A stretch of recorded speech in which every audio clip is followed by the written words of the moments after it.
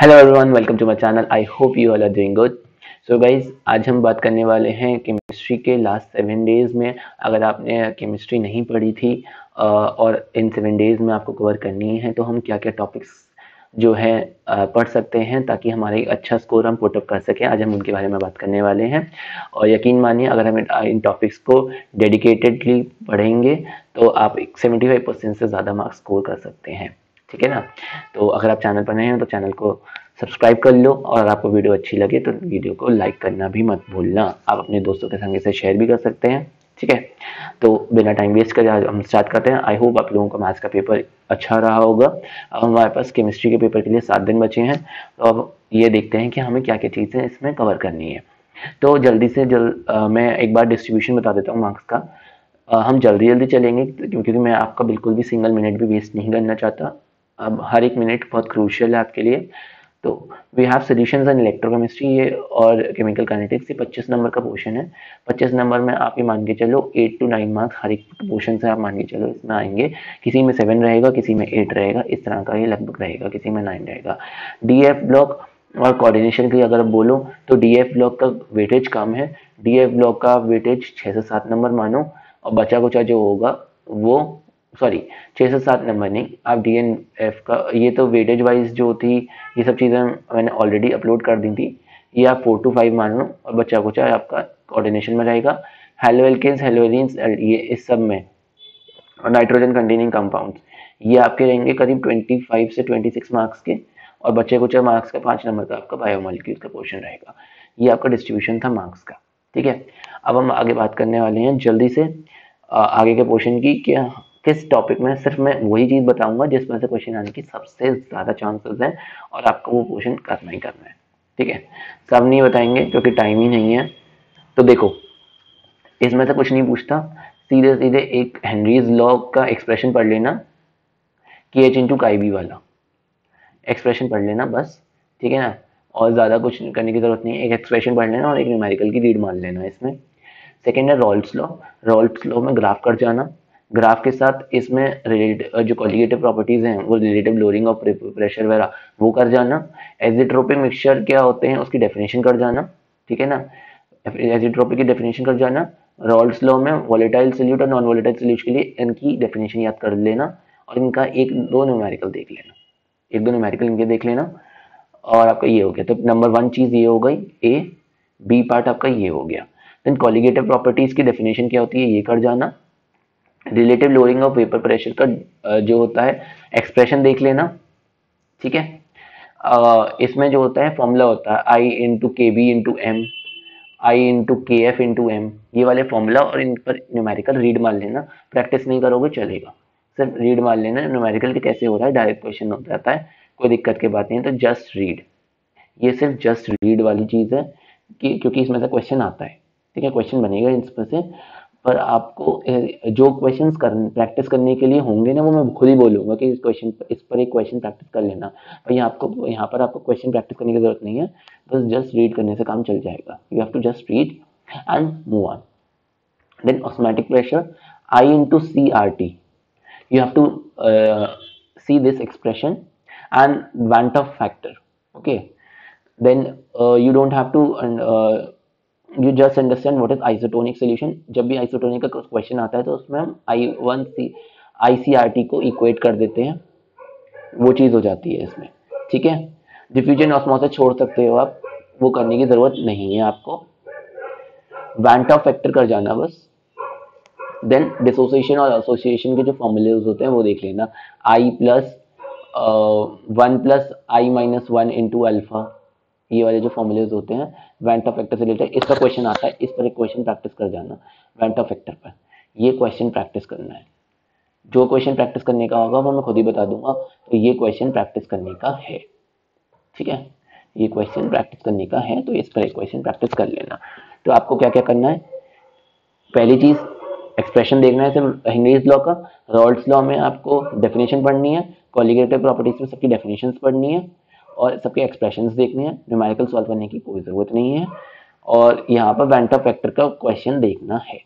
अगर इतना कर लिया, सॉल्यूशंस हो गया हमारा। ठीक है। मुश्किल से आप इसमें मानो तो इसमें आपको 3 से 4 घंटे लगेंगे इस क्वेश्चन को करने में।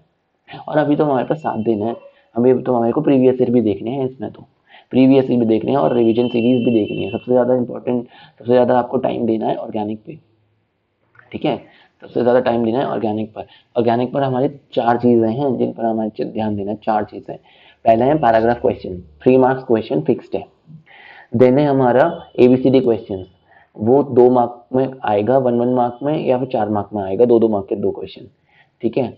दो वाली ये 2 क्वेश्चन होगा। थर्ड हो गया कन्वर्जन, 2 मार्क में कन्वर्जन आएंगे ही आएंगे, ठीक है। और चौथी चीज़ हो गई केमिकल टेस्ट। ये 4 चीज़ें तो आपको देखनी है। बाकी फिर बची हुई ऑर्गेनिक हो जाती है, जिसमें आपकी रीजनिंग, GOC, ये सब ऐड हो जाता है, बायोमोलिक्यूल्स, DNA, RNA, ये सब। वो जो 4 चैप्टर हैं आपके, उनमें से 4 चीज़ें तो आपको देखनी है। अब वो कैसे करना है वो भी बताऊंगा मैं आगे, बने रहना उसके लिए, ठीक है। Then electrochemistry. इलेक्ट्रोकेमिस्ट्री की बात करें तो इलेक्ट्रोकेमिस्ट्री में सबसे इंपॉर्टेंट जो है वो है नर्स्ट इक्वेशन। आपको कुछ नहीं करना, सिर्फ इसके अंदर आपको स्टैंडर्ड इलेक्ट्रोड पोटेंशियल, ये जो सेल होता है आपका जिंक वाला और जो कॉपर वाला सेल होता है, इसके बारे में पढ़ लेना। देन आपकी इलेक्ट्रोड पोटेंशियल से किस तरह से इलेक्ट्रोकेमिकल सीरीज होती है उसको पढ़ लेना, कि जो सबसे ऊपर वाले होते हैं वो टेंडेंसी होती है उनकी अंडरगो करने की ऑक्सीडेशन या रिडक्शन, नीचे वालों की क्या होती है, lower the reduction standard reduction potential, more the tendency to undergo oxidation या रिडक्शन, जो भी है वो पढ़ लेना, ठीक है। ऑक्सीडेशन हमेशा एनोड पर होता है, और ये सबसे रिलेटेड प्रॉपर्टीज, ये बहुत ईजी क्वेश्चन है तो इसे देख लेना बस। देन उसके बाद आती है आपकी नर्स्ट इक्वेशन, इसका एक क्वेश्चन प्रैक्टिस कर लेना, क्वेश्चन प्रैक्टिस, ठीक है। तो पहली चीज मैंने आपको यहाँ बोल दी, इलेक्ट्रोकेमिकल सीरीज देखना है आपको, और इलेक्ट्रोकेमिकल सीरीज से ऑक्सीडेशन रिडक्शन किस तरह से अफेक्ट होते हैं वो देखना है आपको, नंबर 1 चीज। नंबर 2 चीज आपको नर्स्ट इक्वेशन पर एक क्वेश्चन प्रैक्टिस करना है, जिसमें आपको प्रिडिक्शन ऑफ स्पॉन्टेनिटी है, तो डेल्टा जी नेगेटिव होगा तो स्पॉन्टेनियस रिएक्शन, और कुछ नहीं होता है इसके अंदर, ठीक है। Relationship between free energy and equilibrium constant, ये जो होता है आपको delta G is equal to delta G not plus RT ln Q, ये एक्सप्रेशन जो होता है। देन उसके बाद जो डेल्टा जी नॉट का जो एक्सप्रेशन होता है माइनस RT ln Q, ये एक्सप्रेशन, एक दो एक्सप्रेशन आप देख लोगे तो इसमें काम चल जाएगा आपका, ठीक है। देन है आपका पास मेटालिक कंडक्टेंस, इलेक्ट्रोलाइटिक कंडक्टेंस में रिलेशन, कंडक्टेंस और रेजिस्टेंस में रिलेशन, स्पेसिफिक रेजिस्टेंस और स्पेसिफिक। इसमें एक बार जो है ना यूनिट्स देख लेना, सबकी यूनिट देख लेनी है आपको, यूनिट्स सबकी ये यूनिट देखनी है, किसकी साइमन है, किसकी साइमन सेंटीमीटर इनवर्स है, किसकी साइमन सेंटीमीटर स्क्वायर पर मोल इनवर्स है, ये सब यूनिट देख लेना। सेल कांस्टेंट पर क्वेश्चन आ जाता है, सेल कांस्टेंट L/A जो होता है G* आपका, ये देख लेना, ठीक है। इक्विवेलेंट कंडक्टेंस और मोलर कंडक्टेंस की डेफिनेशन प्लस जो इनका एक्सप्रेशन होता है कापा इंटू 1000 अपॉन जो है M, या कापा इंटू 1000 अपॉन N जो होता है, ये देख लेना। और इसका जो ग्राफ आता है स्ट्रॉन्ग इलेक्ट्रोलाइट और वीक इलेक्ट्रोलाइट का, इस तरह से जो ग्राफ बनता है उस ग्राफ को एक बार देख लेना। कोल्ड-रॉश लॉ, ये देखना है आपको। फेराडेज लॉ में सिंपल है, M = ZIT वाला लॉ देख लेना, ये इंपॉर्टेंट नहीं है, टाइम मिले तो देख लेना, नहीं मिले तो मत देखना, ये ऐसा है ही नहीं कि ये हमेशा आएगा ही आएगा। This is as per your choice, time मिले तो देखना, नहीं मिले नहीं देखना। तो जो चीज़ें हमें इसमें देखनी है इलेक्ट्रोकेमिस्ट्री में, जो चीज़ें जिसमें से क्वेश्चन आता है उसकी बात कर लेते हैं। सबसे पहले आपको जिंक ये वाला सेल देखना है, नंबर 1। सेकंड चीज़ आपको नर्स्ट इक्वेशन देखनी है और उस पर क्वेश्चन प्रैक्टिस भी करनी है, this is number 2। This is number 3, इस पर क्वेश्चन आ जाता है। चौथी चीज आपको ये देखनी है, कापा इंटू 1000, इस पर कंडक्टेंस का क्वेश्चन आया और ये नहीं आया, ऐसा हो ही नहीं सकता, ठीक है। इसमें आपको सबकी यूनिट्स देखनी है, यूनिट्स पर कंफ्यूजन हो जाता है लोगों को, यूनिट्स में आपको यूनिट्स देखनी है इसके अंदर, ठीक है। चौथी चीज ये है। पांचवी चीज आपकी कोल्ड-रॉश लॉ है, ये आपको देखना है। अगर इसके बाद आपको लगे कि टाइम नहीं बच रहा है तो छोड़ देना, फैराडेज लॉ छोड़ देना, बैटरीज छोड़ देना। और अगर आपका उसके बाद टाइम है तो फैराडेज लॉ कर लेना, बैटरी अभी भी छोड़ देना, ठीक है ना। कोरोजन का कंसेप्ट, कोरोजन की प्रिवेंशन, इसमें मेथड्स पूछ लेते हैं, factors affecting and it's prevention, factors of prevention आप 3 पढ़ लेना अगर आपको टाइम मिले तो, ये भी ऑप्शनल है, टाइम मिले तो। अगर आप इतना कर लेते हो तो आई थिंक ये भी 3-4 घंटे में निपट जाएगा, ज़्यादा टाइम का नहीं है ये, ठीक है, ज़्यादा समय का नहीं है ये। और आप ये कर लेते हो तो ये दोनों पोर्शन आपके जो है 8 से 10 घंटे के अंदर निपट जाएंगे अगर आप पूरा करते थे, तो, और आप ये कर रहे हो तो आपके 5-6 घंटे में पोर्शन निपट जाएगा सारा। ठीक है, अब नेक्स्ट मूव कर लेते हैं केमिकल काइनेटिक्स के ऊपर। केमिकल काइनेटिक्स में सबसे पहले तो आपको आना चाहिए रेट का एक्सप्रेशन, के रेट किस तरह से अफेक्ट होती है वो लिखना। ठीक है, रेट का एक्सप्रेशन लिखना आना चाहिए सबसे पहली चीज। रेट का एक्सप्रेशन में फैक्टर पूछ लेता है कि रेट पर किस तरह से अफेक्ट होता है, रेट का एक्सप्रेशन लिखना आना चाहिए। सेकंड चीज आपको आनी चाहिए इसके अंदर, देखो पहले चीज आ गई आपका रेट लिखना, सेकंड चीज है वही आपका ऑर्डर कैलकुलेट करना। अब आपके इसमें अलग अलग method, hit and trial method होता है, वो सब जो होता है उसके थ्रू रेट कैलकुलेट करना आ जाएगा। Order and experiment, rate of zero order reaction ये होती है इसकी यूनिट, हर एक की आपको यूनिट बतानी चाहिए। रेट कांस्टेंट की पर सेकंड किसकी होती है, तो इसके लिए जो आपका जो वो होता है मोल पर लीटर की पावर 1 पर सेकेंड, इससे जो हम निकालते हैं ये आपको पता होना चाहिए, है ना। और सबके ग्राफ पता होने चाहिए और सबके एक्सप्रेशन हाफ लाइफ के पता होने चाहिए। तो पहली चीज है आपको सबका रेट निकालना आना चाहिए। सेकेंड है सबके हाफ लाइफ के एक्सप्रेशंस और हाफ लाइफ और कंसंट्रेशन का रिलेशन किस तरह से होता है। और थर्ड चीज है इनकी यूनिट्स। तीन चीजें हैं। फिर आपको पता होना चाहिए टी हाफ जो होती है इनवर्सली प्रोपोर्शनल टू कंसंट्रेशन होती है, टी हाफ 1 और टी हाफ 2 पर क्वेश्चन आ जाता है। तीन चीजें हैं। और मॉलिक्यूलरिटी वगैरह टाइम मिले तो देखना, नहीं मिले तो मत देखना। सीधे आ जाओ इस पे आपके एक्टिवेशन एनर्जी पर, एक्टिवेशन एनर्जी पर आ जाओ। थ्रेशोल्ड एनर्जी, इस सब के बारे में पढ़ना है तो पढ़ लेना, नहीं पढ़ना है तो छोड़ देना। ठीक है, इंपॉर्टेंट नहीं है ये इतना ज़्यादा। अब आ जाते हैं हम लोग कोलिजन थ्योरी पर। तो कोलिजन थ्योरी पर सीधे एक्सप्रेशन, ओनली एक्सप्रेशन, एक्सप्रेशन देख लेना। ठीक है, then mechanism of the reaction, elementary reaction, slowest step, relationship, order of reactant product, rate determining space relation with suitable examples। ये आपको वही अगेन रीड करने वाली बात है, इंपॉर्टेंट आ जाता है यहाँ। जो उसका एसेंस है केमिकल काइनेटिक्स का वो दो ही क्वेश्चन में आता है। पहला क्वेश्चन होता है टाइम जो है हाफ लाइफ से रिलेटेड, और सेकंड क्वेश्चन होता है इफ आरएनएस इक्वेशन से रिलेटेड। इसमें आपका न्यूमेरिकल 100% 3 मार्क्स में आने आना है और ये आपको प्रैक्टिस करना है। जहां मैं लिखूं क्वेश्चन प्रैक्टिस, वो आपको क्वेश्चन करके देखना है। ठीक है, ln k2/k1 equals to minus जो है delta E by R 1/t2 माइनस 1/t1, इस पर आपको क्वेश्चन करके देखना ही देखना है। तो हम इसे भी ब्रशअप कर लेते हैं कि इसमें हमें क्या क्या करना है। सबसे पहले हमारे को रेट का पता होना चाहिए, रेट लिखना आना चाहिए। हमारे को हर एक रिएक्शन की first order, second order, zero, ये तीनों की हमारे को जो है रेट का एक्सप्रेशन आना चाहिए और हाफ लाइफ के बारे में पता होना चाहिए। थर्ड है यूनिट ऑफ रेट कांस्टेंट, ये पता होनी चाहिए। और चौथी चीज है आरएनएस पर क्वेश्चन, ये चौथा आना चाहिए। ये चार चीजें हमें आनी चाहिए, बाकी आपके पास ऑप्शनल है, करना है तो करो, टाइम बच रहा है तो, वरना छोड़ देना। ठीक है, हमें बेसिकली हमारा टारगेट है कि अगर बिल्कुल ही मतलब ऐसी कंडीशन आ गई है तो क्या करें, तो उसके लिए हम बेसिकली तैयार हो रहे हैं, है ना। नेक्स्ट है आपका डीएनएफ ब्लॉक एलिमेंट। अब डीएनएफ ब्लॉक को कैसे तैयार करें, अगर आपने इतना कर लिया ना तो हमारी 31 नंबर की कितने नंबर की है हमारी फिजिकल, फिजिकल है हमारी 25 नंबर की। अगर आप इतना कर लेते हो ना तो 20 नंबर कहीं नहीं गए फिजिकल के, कहीं नहीं गए 20 नंबर इतने में। ठीक है, चलो आगे बढ़ते हैं। अब हमारी ये इनऑर्गेनिक है 14 नंबर की। 14 नंबर की इनऑर्गेनिक में मैं आपको इतना कर लोगे आप तो इसमें भी आपके 8 मार्क्स कहीं नहीं गए, इतना कर लोगे तो। ठीक है ना, कहीं नहीं गए। तो 20 और 14 कितने हो गए, 20 और 8 28 हो गए।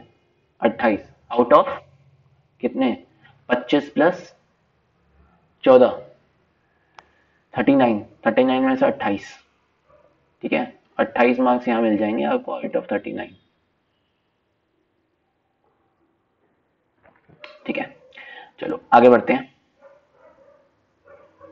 डीएनएफ ब्लॉक में जो आपको मेन चीज करनी है वो है इसके जो ट्रेंड करने हैं आपको।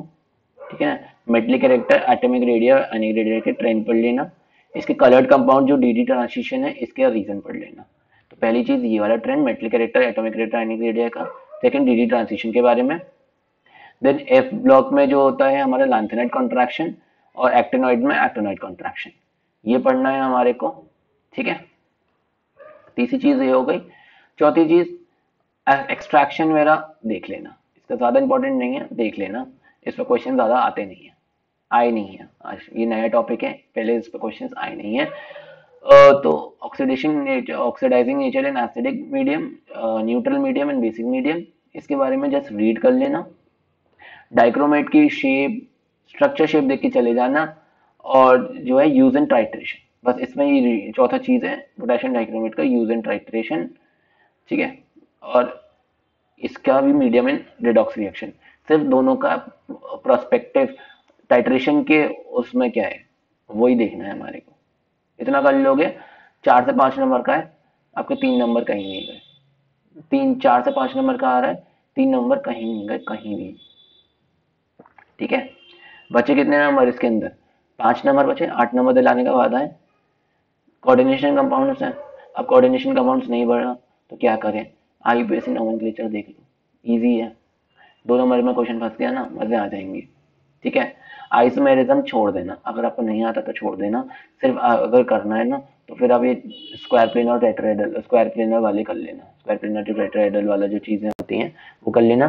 सीएफटी वाली जो चीज होती है, स्टेबिलिटी और इंपॉर्टेंट यूजेस, इन सब में कुछ कुछ चीजें हैं जो करनी है आपको, कुछ कुछ चीजें आप छोड़ देना। कलर और मैग्नेटिक बिहेवियर निकालना, ये आपको अगर लिखना आता होगा तो ही है। ठीक है। तो आपके लिए स्ट्रक्चर, स्टीरियोटाइप्स एंड एग्जांपल्स, इसमें आपके आइसोमर्स में आपके ऑप्टिकल भी हैं, ज्योमेट्रिकल भी हैं। ठीक है। आपको ऑप्टिकल निकालना, अगर आपको करने हैं तो ज्योमेट्रिकल कर लेना, ऑप्टिकल छोड़ देना। टोटल आइसोमर्स निकालने को आ जाते हैं तो दिक्कत का क्वेश्चन है। तो ये एक यहाँ एम्बिग्यूटी है ना, कि कर पाएंगे या नहीं कर पाएंगे, क्योंकि ये थोड़ा टाइम कंज्यूमिंग है। तो मेरे लिए तो मैं कहूँ तो ये सबसे बेस्ट रहेगा कि आप वीबीटी कर लो। वीबीटी के थ्रू आप इनर ऑर्बिटल और आउटर ऑर्बिटल कॉम्प्लेक्स के बारे में पढ़ लो, इजी चीज है। ऑक्टाहेड्रल, टेट्राहेड्रल और प्रिडिक्शन ऑफ मैग्नेटिक कैरेक्टर, अगर आपको पता है कि भरना कैसे आता है ऑक्टाहेड्रल और टेट्राहेड्रल में, तो आप पैरामैग्नेटिक डायमैग्नेटिक निकाल लोगे, आप सीएफएससी निकाल लोगे उसी के थ्रू, आप उसी के थ्रू मैग्नेटिक कैरेक्टर निकाल लोगे, पैरामैग्नेटिक, डायमैग्नेटिक, अनपेयर्ड और पेयर्ड इलेक्ट्रॉन्स के बेसिस पर। और स्ट्रॉन्ग फील्ड लिगेंड है या वीक फील्ड लिगेंड है, इस बेसिस पर आप पेयरिंग करा दोगे। तो अगर अगर आप कर सकते हो तो ना, तो इसके अंदर अगर कुछ भी नहीं कर सकते ना, सिर्फ ये काम कर लो, चल जाएगा। कितने मार्क्स की आती है ये? कम से कम 9 से 10 नंबर की आती है। सूखे सूखे आपके 5 नंबर ही अकेला दे देगा, 5 से 6 नंबर अकेला दे देगा ये पोर्शन। बाकी ये दो चीजें होती हैं, ये होती हैं 4 नंबर की। कुछ भी नहीं कर रहे तो ये कर लो, ये दोनों पोर्शन कर लो। और अगर कुछ कर रहे हो तो आईपीएससी के संग ये कर लो। तो मैं अब प्रेफर करूंगा कि इसे मत छोड़ो, है ना, वीबीटी वाले पोर्शन को मत छोड़ो। एक चीज में सब कुछ लिंक्ड होता हुआ गया है। अगर आपको भरना आता है तो उसके साथ आप मैग्नेटिक कैरेक्टर प्रिडिक्ट कर सकते हो, आप उसके इनर फील्ड और आउटर ऑर्बिटल कॉम्प्लेक्स कर सकते हो, आप उसके थ्रू स्ट्रॉन्ग फील्ड और वीक फील्ड लिगेंड के थ्रू आप सब कुछ प्रिडिक्ट कर सकते हो। ठीक है। ओके। देन नेक्स्ट है halo alkanes and halo aldehyde. तो इतने में आप कर लिए तो 5-6 नंबर वहां से और 3 नंबर वहां से, 8 से 9 नंबर दिलाने का वादा था तो हो गया। अब हमारे कितने हो गए? ऐसे करने से हमारे यहाँ पहले 28 नंबर हमने यहाँ ले लिए थे, 28 और 8 36, 50% में तो देखो 36 नंबर तो हो गए, है ना। अब बाकी की जंग रह गई है। ठीक है। चलो जी, चलो यह 28/39 था। अब मैंने 8 प्लस कर लो इसके अंदर, तो ये आपके हो गए 36। ठीक है। 36 नंबर हो गए। अब बाकी नंबर दिलाएगी हमारी ऑर्गेनिक। तो ऑर्गेनिक की तो आपको टेंशन लेनी ही नहीं है, क्योंकि ऑर्गेनिक में हम चला रहे हैं रिवीजन सीरीज, जिसके अंदर हम पैराग्राफ क्वेश्चन प्रैक्टिस कर रहे हैं। 3 मार्क्स आपको पैराग्राफ क्वेश्चन से मिलेंगे, +3 आप ऐड कर लो उसके पैराग्राफ के। ठीक है। आपको 4 नंबर मिलेंगे एबीसीडी क्वेश्चन से और 2 नंबर मिलेंगे कन्वर्जन से, दोनों। 9 मार्क्स तो आपके यहाँ से ये हो गए। ठीक है। 31 मार्क्स की आती है, 31 में से 9 ये हो गए। 2-3 नंबर के टेस्ट रट जाना, 12 नंबर हो गए, 12 मार्क्स हो गए आपके। 12 के बाद क्या करोगे? 12 मार्क्स के बाद आप डायरेक्ट डायरेक्ट रिएक्शन रट जाओगे, 3-4 नंबर की वो हो जाएंगी, 4 मार्क्स की। और 3 और क्या कहते हैं बायोमोलिक्यूल्स जो आएगा 5 नंबर का, वो आप 4 नंबर एज इट इज ले आओगे। तो 12 और 4 16, 16 और 4 20, 20 नंबर आप इसमें ले आए। ठीक है। तो हमारे कितने थे वो? 36 थे, 36 + 20 56 आउट ऑफ 70, परसेंटेज निकाल लेना 100 में से कितने परसेंट बनने हैं। ठीक है, कितने परसेंट मैं खुद ही निकाल लेता हूँ, कितने परसेंट बनने हैं। 80% बन रहा है। कितने की वादा किया था? 75% से ज़्यादा नंबर लाने का वादा किया था। इतना कर लोगे तो 56 तो मिनिमम मार्क्स आ सकते हैं 70 में से। और मेहनत करोगे, जो जो चीज़ें मैं बोल रहा हूँ स्किप नहीं करोगे, तो और भी ज़्यादा आ सकते हैं। और लास्ट के 7 डेज में पढ़ के 80% नंबर आ रहे हैं, और क्या चाहिए आपको। ठीक है, अगर ज़्यादा वो हो गया तो इनजस्टिस हो जाएगा ना बच्चों के, समझेंगे पूरे साल मेहनत करी है। और आप भी अभी इस टाइम पर भी मेहनत कर लोगे तो आपके 60+ नंबर कोई नहीं रोक सकता। ठीक है, पर इनऑर्गेनिक ऑर्गेनिक के संग दिक्कत क्या है? ऑर्गेनिक के संग दिक्कत है, अगर ये चारों चैप्टर में लिंक्ड आते हैं तो आप कोई भी चैप्टर छोड़ नहीं सकते। अगर किसी चैप्टर को छोड़ा तो रिएक्शन के आप एक पार्ट में फंस जाओगे। ए से सी तक बना दिया, अगर पैराग्राफ क्वेश्चन है तो उसमें फंस जाओगे। अगर एबीसीडी क्वेश्चन है तो आप उसमें फंस जाओगे। कन्वर्जन है तो आप उसमें फंस जाओगे। सिर्फ डायरेक्ट क्वेश्चन ही आप अटेम्प्ट कर पाओगे इसके थ्रू। हेलो एल्केन्स हेलोडीन्स में आपको अगर मिनिमम से मिनिमम करना है ना, आईयूपीएसी ने मेरा सब छोड़ दो, प्रिपरेशन कर लो आप इसकी, रिएक्शन विद अल्कोहल्स की इसके संग कर लो, एल्कीन्स और हाइड्रोजन इसकी रिएक्शन कर लो, एल्कीन्स प्लस हेलोजन की रिएक्शन कर लो। ठीक है, ये 3 रिएक्शन कर लो इसके अंदर। फिंकलस्टीन और स्वार्ट्स कर लो, और होन्स्टर का रिएक्शन, ये सब करनी है आपको। ठीक है, फिजिकल प्रॉपर्टीज छोड़ दो, केमिकल प्रॉपर्टीज छोड़ देना, कोई दिक्कत नहीं है। रिएक्शन विद सोडियम हाइड्रोक्साइड कर लो, वाटर कर लो। ठीक है, अमोनिया के संग रिएक्शन कर लो, साइनाइड के संग के रिएक्शन करके क्या होता है, सिल्वर साइनाइड और पोटेशियम साइनाइड के संग एक में NC जुड़ जाता है, एक में CN जुड़ जाता है। ठीक है, silver salt of lithium aluminium hydrate, इसके संग रिएक्शन कर लो, ये इंपॉर्टेंट है। ठीक है, सेडजेफ रूल करना ही करना है, ये काफी ज्यादा यूज होता है। वुड्स रिएक्शन ग्रिग्नार्ड करना है, क्लोरोफॉर्म रिएक्शन करनी है, ये पोर्शन छोड़ देना फ्रीऑन्स का। सैंडमेयर गैटरमैन ये करना है। ठीक है, इसमें मैं कैसे भी कह नहीं सकता कि आप छोड़ दो, क्योंकि ये चीजें इंडिविजुअल क्वेश्चन के थ्रू नहीं आएंगी, ये लिंक्ड आएगा एक क्वेश्चन के अंदर, तो फिर वहां आपको दिक्कत आएगी। ठीक है, एक लाइन की रिएक्शन है, रट जाना, कोई दिक्कत की बात नहीं है। तो ये देखो, एक ये, दो ये, तीसरी अल्कोहल के साथ प्रिपरेशन ये हो गई। देन उसके बाद फिंकलस्टीन और स्वार्ट्स, और उसके बाद ammonia primary amine hydroxide water, इन सब के साथ ये पोर्शन, और सेडजेफ का प्रोडक्ट, वुड्स रिएक्शन, आइडोफॉर्म मेरा। अच्छा, अगर आपका इनऑर्गेनिक मानूं तो इनऑर्गेनिक आपकी मैक्सिमम से मैक्सिमम बता रहा हूँ, मैक्सिमम से मैक्सिमम आधे दिन, आपके 8 से 10 घंटे में हो जाएगी। और आपकी जो फिजिकल है वो आपकी 12 घंटे करीब में हो जाएगी। आप एक दिन के अंदर, या एक दिन अगर आप ढंग से पढ़ोगे तो आप एक दिन में वो दोनों निपटा सकते हो, वरना 1.5 दिन के अंदर दोनों निपट जाएंगी। हमारे पास बचे कितने दिन? 5.5 दिन। 5.5 दिन में अगर आप 2 दिन ऐसे ही भी निकाल दो रिवीजन और क्वेश्चंस में, तो आपके पास 3 डेज कम से कम हैं ऑर्गेनिक के लिए। 3 डेज में आपको 2 डेज तो ये 4 चैप्टर में ही देने हैं, एक दिन में आप बायोमोलिक्यूल्स वाला चैप्टर कर लेना। ठीक है, ऑर्गेनिक में सबसे ज़्यादा टाइम देना है, क्योंकि ऑर्गेनिक पूरी लिंक्ड है। न्यूमेरिकल प्रैक्टिस भी करनी है, हमारे को क्वेश्चंस भी करने हैं, हाथ से जब तक नहीं करोगे तब तक नहीं आएगी केमिस्ट्री। साइंस की यही बात है, केमिस्ट्री क्या, फिजिक्स भी, मैथ्स भी, जब तक आपने हाथ से नहीं करी तब तक आपको नहीं आएगी। ओरल करोगे, कब तक करोगे ओरल? अभी कर रहे हो, जब मैकेनिज्म लिखने होंगे तो कैसे करोगे? जो है ओरली मैकेनिज्म तो नहीं होंगे आपके, तो आपको करना पड़ेगा। ठीक है, नेक्स्ट आपका अल्कोहल फिनॉल्स में इंपॉर्टेंट बता देता हूँ क्या क्या चीज़ें करनी है। ये सब छोड़ देना, डिफरेंस छोड़ देना, सब कुछ छोड़ दो। बस आप जो है इसमें हाइड्रोबोरेशन रिएक्शन कर लो, हाइड्रेशन कर लो, ग्रीनार्ड से रिएक्शन कर लो, हाइड्रोलिसिस कर लो, रिडक्शन ऑफ कार्बोनिल कंपाउंड्स, ये सब कर लो। उसके बाद प्रॉपर्टीज में अगर आपको करनी है तो एस्टेरिफिकेशन कर लो, हाइड्रोजन हैलाइड्स के संग रिएक्शन, इसके संग रिएक्शन, ऑक्सीडेशन की रिएक्शन और डिहाइड्रेशन की रिएक्शन, ये रिएक्शंस कर लो। लूकास रिएजेंट से लूकास टेस्ट कैसे करना है वैसे कर लो। देखो एक एक लाइन की रिएक्शन है, अगर आप लिख लिख के करोगे तो ये आपको ये करने में एक डेढ़ घंटे से ज़्यादा नहीं लगेगा। इतना पोर्शन कर लो, मेरी बात मान लो कि लग रहा होगा कि ये तो इन्होंने तो सब कुछ बता दिया, पर सच में फ़ायदे के लिए बता रहा हूँ क्योंकि ये चीज़ें यूज़ होंगी। अगर आप मेरी पैराग्राफ क्वेश्चंस की वीडियो देखोगे तो वो सब मिक्स जा रहा है उसमें, आपका ऐसा कुछ नहीं है कि इस चीज़ को कैसे यूज़ कर लिया है ना। डाउस प्रोसेस तो करना ही करना है, इसमें तो कोई बात ही नहीं है। अच्छा, और बाकी सब चीज़ें छोड़ सकते हो कि acidic nature of character of phenol कर लेना, ठीक है। रिएक्शन विद सोडियम कर लेना, रिएक्शन विद जिंक कर लेना, ठीक है।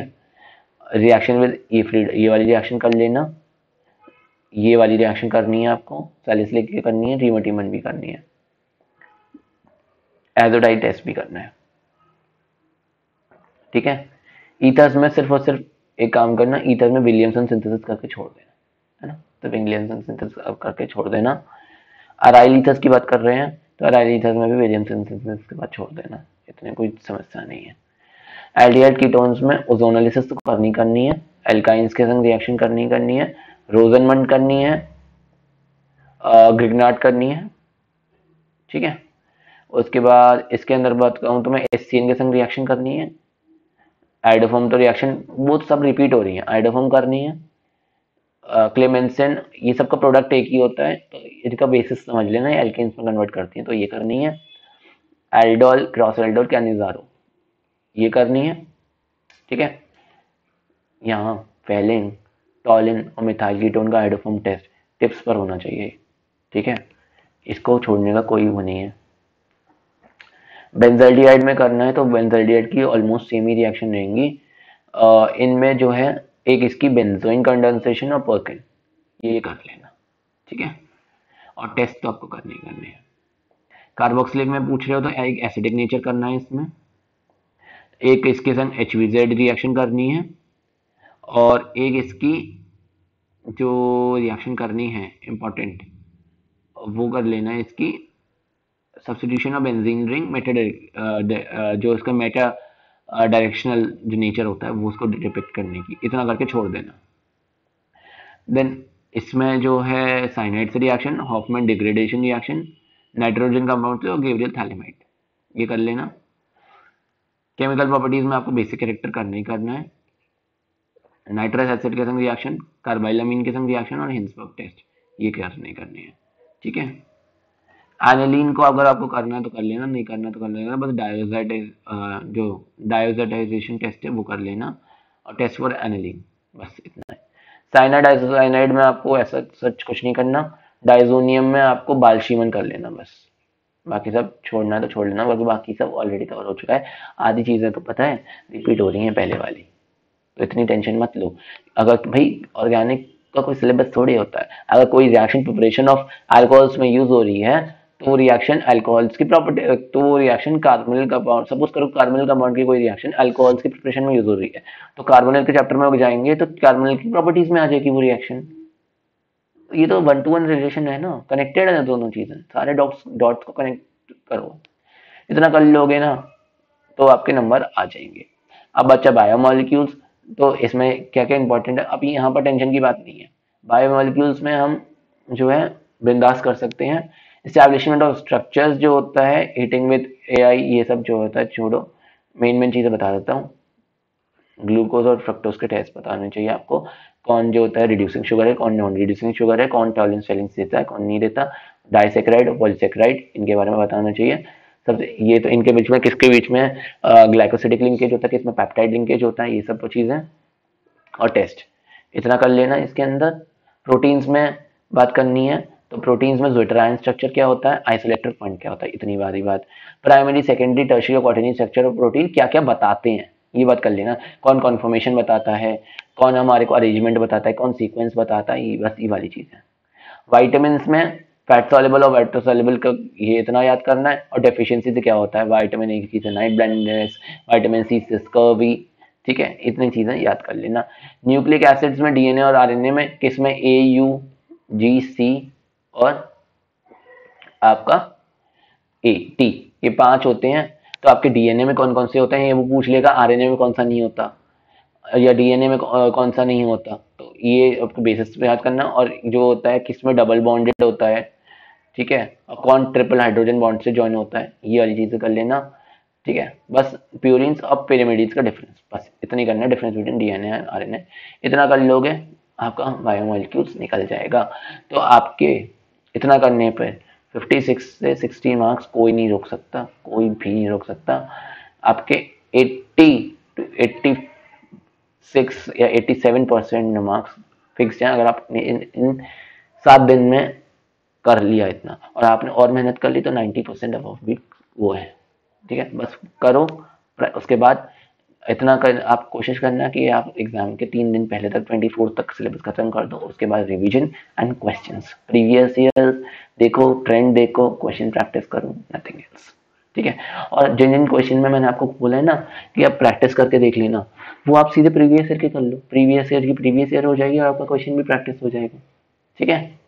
तो अगर आपको वीडियो पसंद आई हो तो लाइक करो, शेयर करो, और चैनल पर नए हो तो चैनल को सब्सक्राइब करके ही जाना। Thank you very much, goodbye and take care.